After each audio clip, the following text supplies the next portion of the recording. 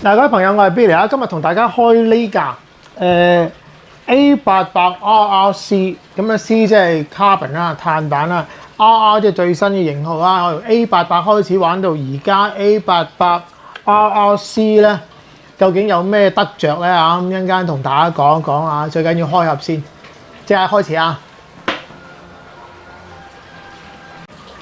嗱，上次同大家開 Automatix 咧，已經係一架好耐之前嘅 A700啦。嗱，而家我望到咧，你睇下嗱，依架最新嘅 A800RRC， 咁咧你望下個盒面咧，就真係唔係好光靚。以前嗰個盒咧真係光靚好多啊，牌子應該係咁上下啦，我唔係好認得啦嚇。咁啊，連鐵封口都冇。咁啊，即係話任何人都打得開啊！咁呢個真係奇怪啲啊！之前我都記得咧，好似係黏實嘅。咁而家裡面齊唔齊咧？唔係好肯定啊！即刻打開睇睇先啊！好啦，如果你係諗住有好多好神秘嘅嘢，即係之前未睇過嘅話咧，或者未有打開過呢啲盒嘅話，咁你就睇下啦。話實在係好少嘢嘅。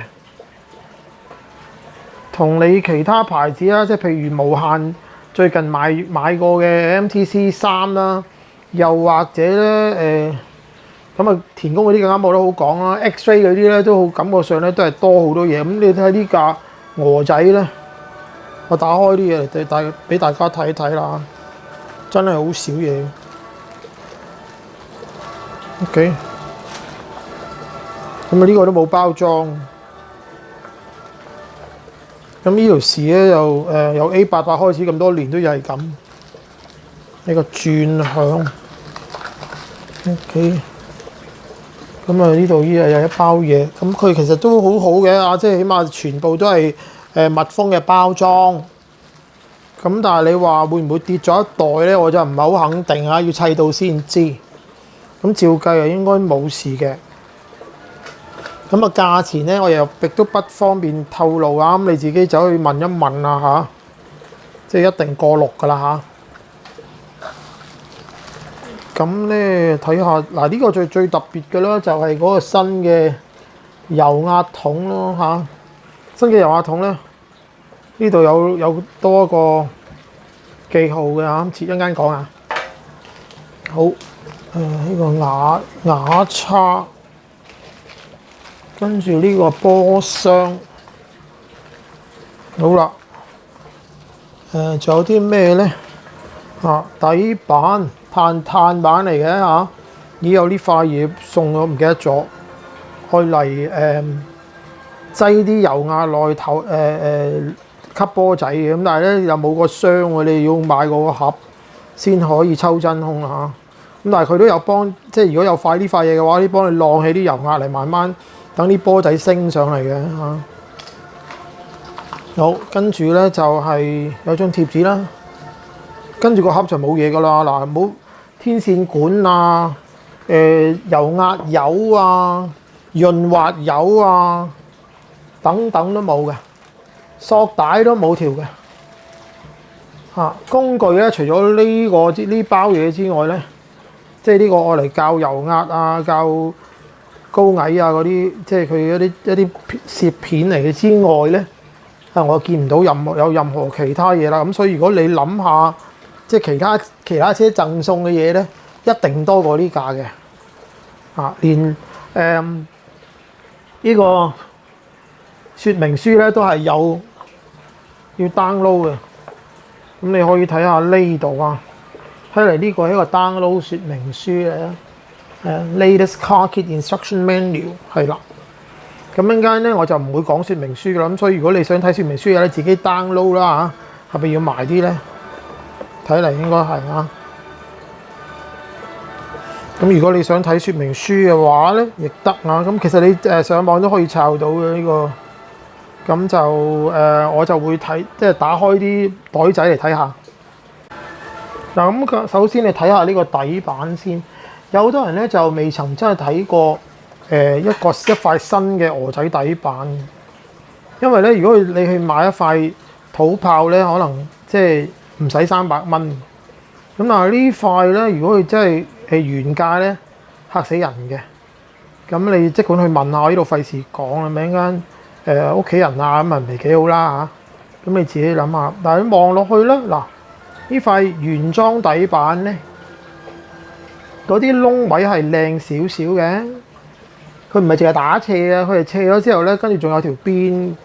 咁你又留意下呢樣嘢啦嚇。咁啊，我諗咧，而家啲你買土炮都可能有做到呢個效果嘅。咁如果係嘅話咧，你又話俾我聽下邊種土炮咧真係好接近嘅，咁你真係話俾我知啊。咁啊呢塊究竟係咪好特別咧？我又唔會話係好特別嘅，因為都照計唔會再係即係原廠出㗎啦，一定係揾代工㗎啦嚇。咁但係望落去咧，似乎真係唔同嘅，即係啲質料係幾好嘅。咁但係咧，而家呢個 A800RR 咧就冇啲凹位、斜位、平位咁啦，淨係得呢兩個摩打位。咁所以其實照計呢塊嘢界出嚟咧就唔會特別貴嘅。咁但係如果你買翻一塊原裝嘅呢啲咁嘅板咧，就係土炮嘅幾倍價錢。好，由於呢個係一個碳嘅version 嚟嘅，即係呢個版本咧係一個碳 version 啦。佢就會比二樓板咧都比較肥啲嘅，即係大塊啲、硬淨啲嘅二樓板。咁應該呢兩塊咧，係呀，就應該係一樣嘅形狀嘅。咁雖然我對俄羅斯車係好熟啊，但係咧我都唔記得咗究竟嚟嘅時候幾厚。OK， 原來2.0，因為我好多 option。亦都係唔係第一日砌新車啊？好耐之未砌過新車啊！2.04啊嗱，頭同尾有啲2.06啊，都好準啊！2.04，另一塊咧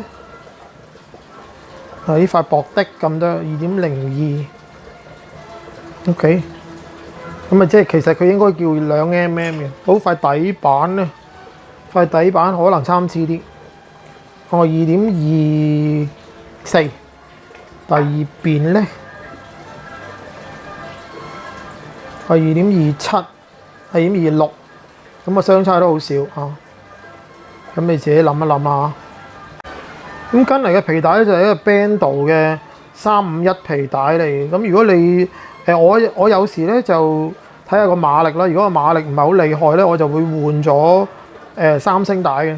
咁而家咧，我打算就玩 Turbo 嘅，咁睇嚟都係用翻呢兩條 Bendo 帶，機會最大啦嚇。冇抽真空嗰個盒咧，咁你可以晾食嗰4個油壓喺呢度咧，等佢慢慢啲泡啲bubbles，即係空氣走晒，咁你先吸埋佢啦。A800R 先至開始有嘅，咁因為佢個車頭係有少少改變啩，偏啊啲好幼細嘅 E-clip 啊咁所以有啲人話隻眼唔好，都費事砌鵝仔啊嚇。咁呢個轉向睇下有冇改變先，個轉向應該冇改變啊。咁啊又係有一條好特別嘅轉向軸，轉向中間嗰條軸咧係可以褪前褪後少少，咁你就可以校到呢個 Ackerman。好，咁嗱呢一紮咧嗱唔係種車咧都會齊晒 roll bar 嘅。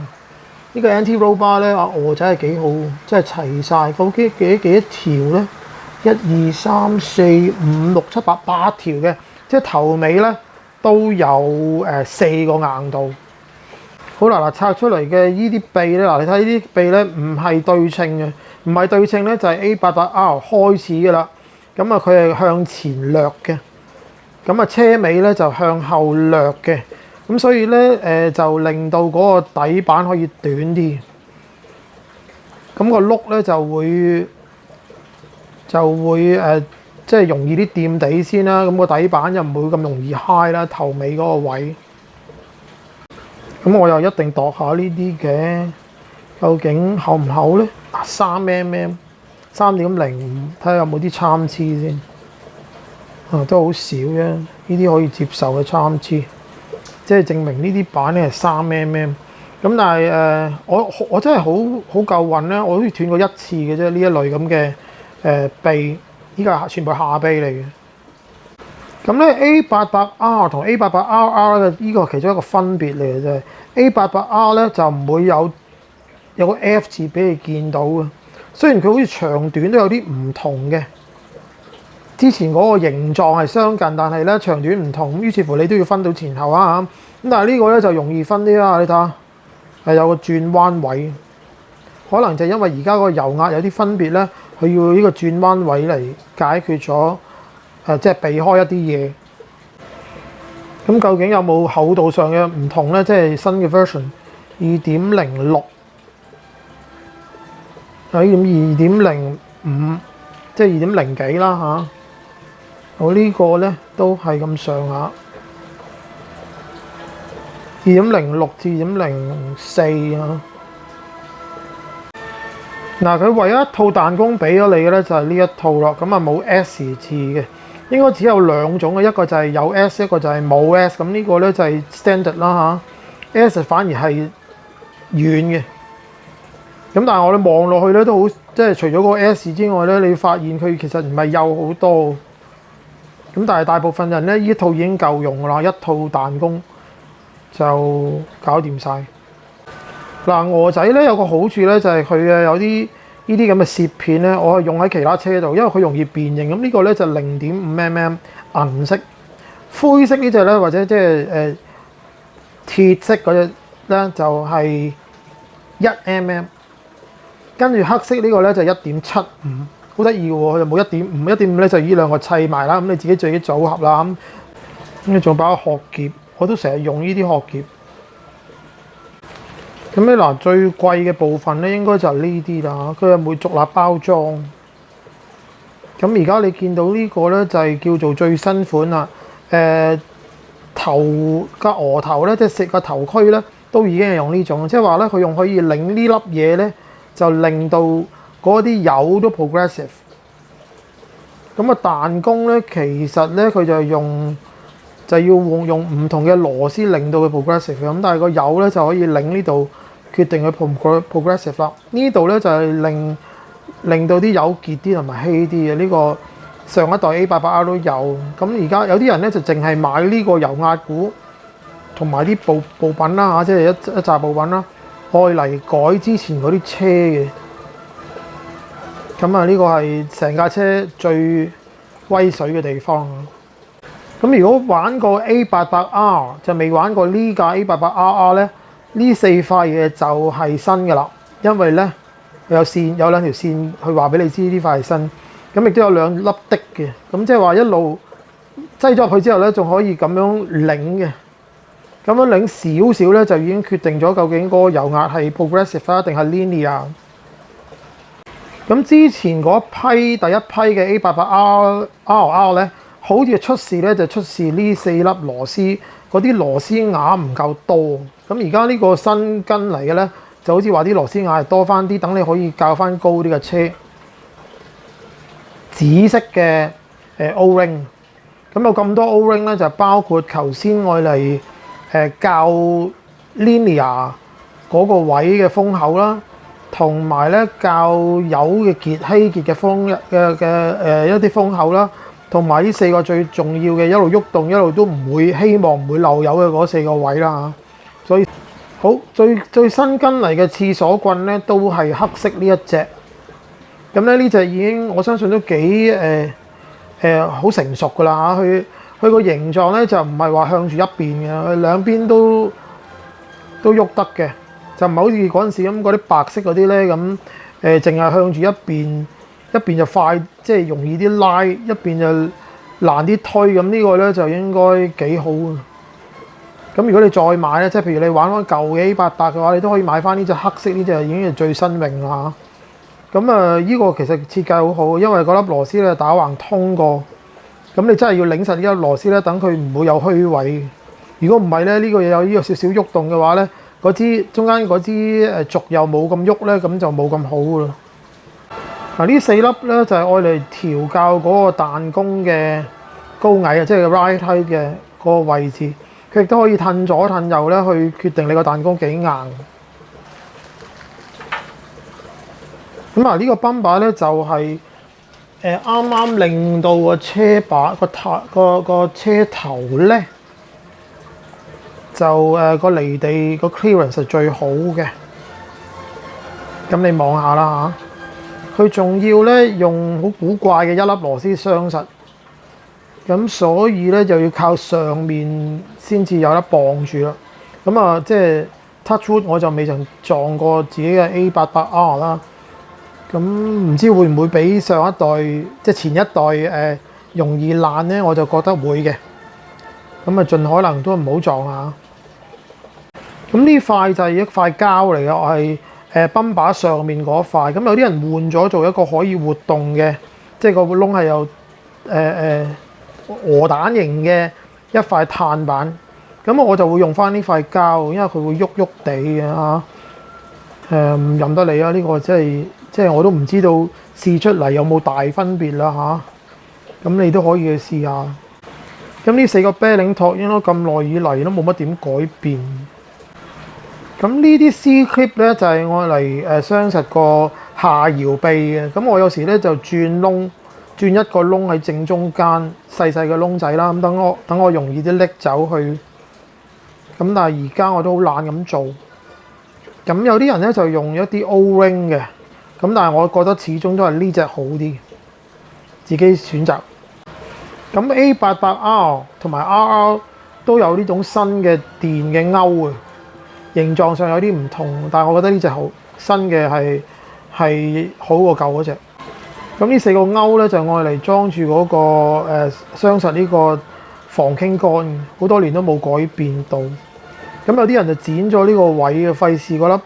因為佢哋又攝得好高嘅下搖臂啦，就攝到上面頂住佢，要切咗上面。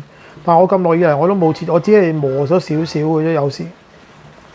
咁一路都冇改變咯。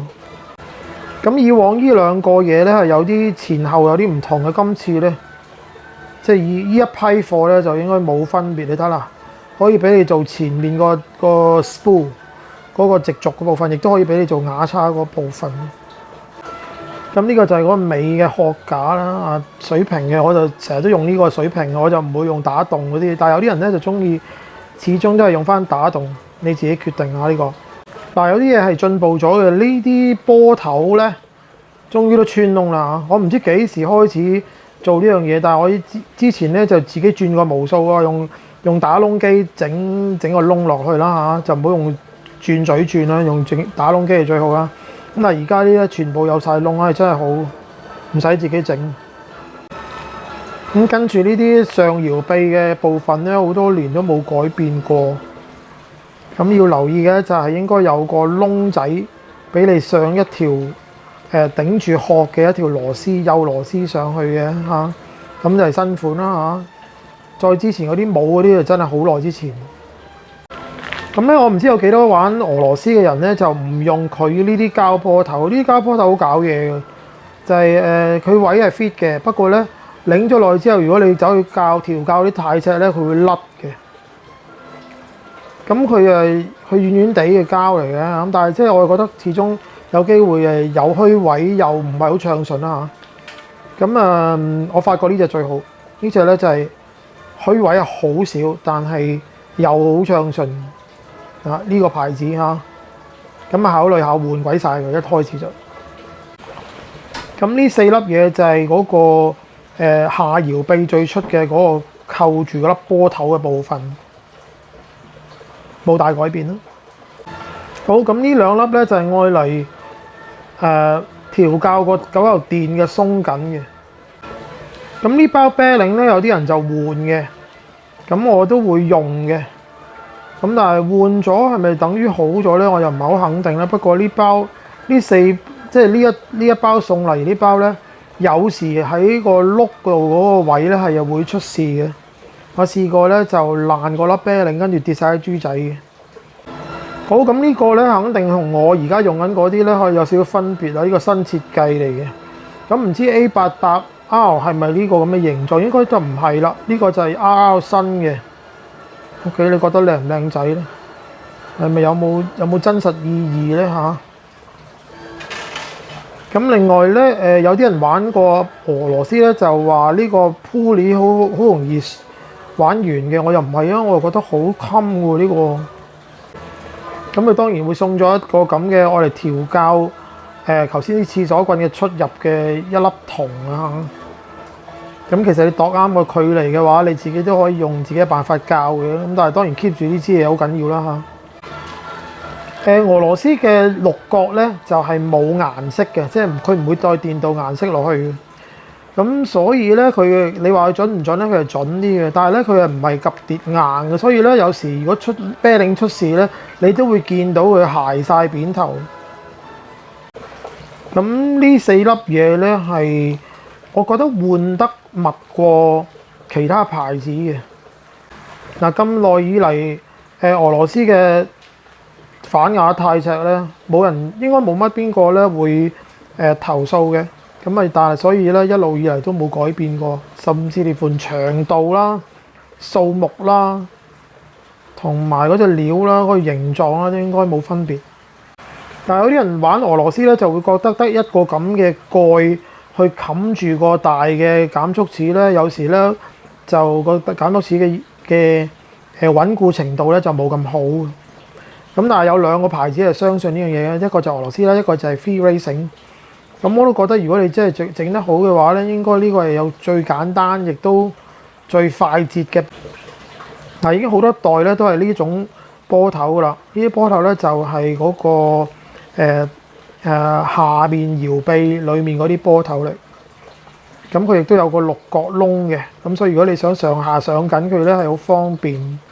咁佢而家亦都好薄嘅，咁所以咧呢隻就應該可以校到個嗰個下臂咧係最矮嘅。即係如果你校 Road Center 想校得最矮嘅話咧，咁呢種波頭應該係最好。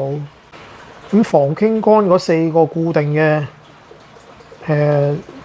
部件咧，好耐都冇改過，都係咁樣。嗱，全車嚟咧就得呢4粒棘實嗰啲頭先嗰啲銀色嗰啲6角嘅軟膠，咁啊偶然會甩嘅。咁呢包瓦叉應該都係好多代嘅嚟嘅啦嚇，照計冇乜大分別。咁佢俾乜嘢？係啦，佢啊大部分都係俾紫色嘅 O-ring， 但係都有啲黑色嘅 O-ring。瓦叉嘅設計咧，我覺得有個唔好處咧，就係嗰啲杯咧，即係兩邊嗰個杯咧係有啲鬆，有虛位嘅。咁我有時會用螺絲膠，甚至用 A 膠黏實。咁你當然唔好學啦嚇，但係即係我覺得黏實咗佢之後咧，就個尾會實淨好多嘅轉彎。咁啊自己摸索下啦。咁一包全包都係螺絲。嗱，睇下呢包嘢裏面有啲乜啦，有啲聚圓。咁又係聚圓。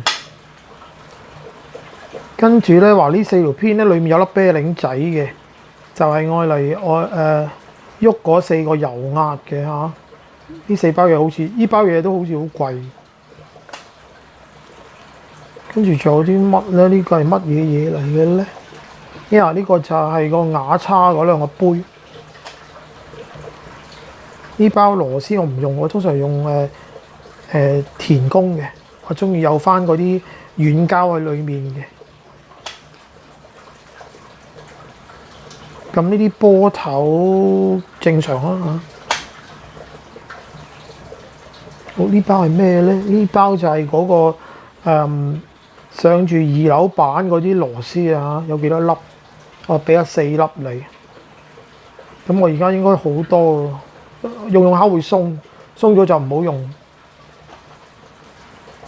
跟住咧就係車頭嗰個慢向嗰2個冚嚟嘅，我仲係用緊6角形。咁用手擰嗰隻睇嚟都已經係淘汰咗啦嚇，而家俾翻6角形呢隻你。咁呢2支應該係車頭嘅。咁呢2個都係車頭嘅慢向嘅部分嚟。呢個應該又有車頭又有車尾。呢兩節呢，就應該係車頭啦，有兩粒的嘅話，車頭嘅慢向節嘅出面，有一個中間通窿。車尾嘅慢向節中間嗰節，呢個呢，就係波箱摩打座嗰度嗰個啤領托嘅其中一條偏嚟。好啦，呢個車尾呢個要小心啲。呢個咧佢係擘得開，亦都撳得埋。一撳埋咗咧，就令到你嗰個支狗骨唔暢順。